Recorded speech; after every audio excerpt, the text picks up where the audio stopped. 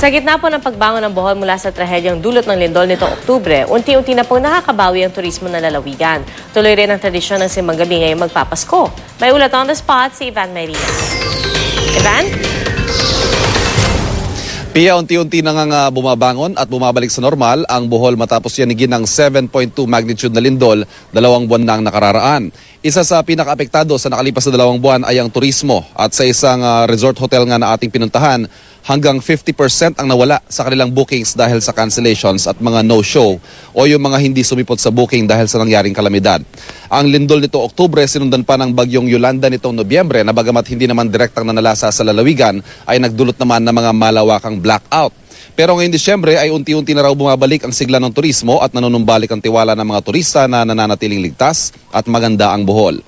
At napag-uusapan na rin Pia ang pagbangon kaninang umaga nga sa unang araw ng simbang gabi ay pinakita ng mga taga-Bohol ang kanilang debosyon at pananampalataya.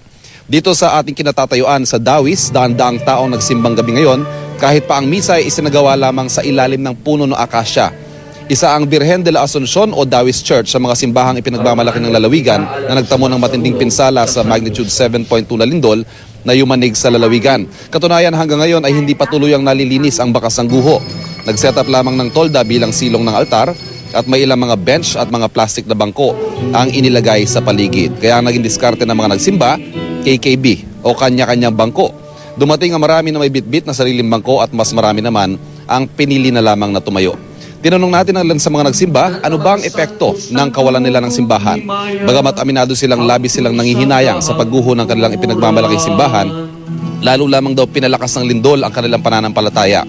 Pinagbuklod din daw sila ng trahedya at ngayon nagkakaisa at nagtutulungan sa kanilang tuloy-tuloy na pagbangon.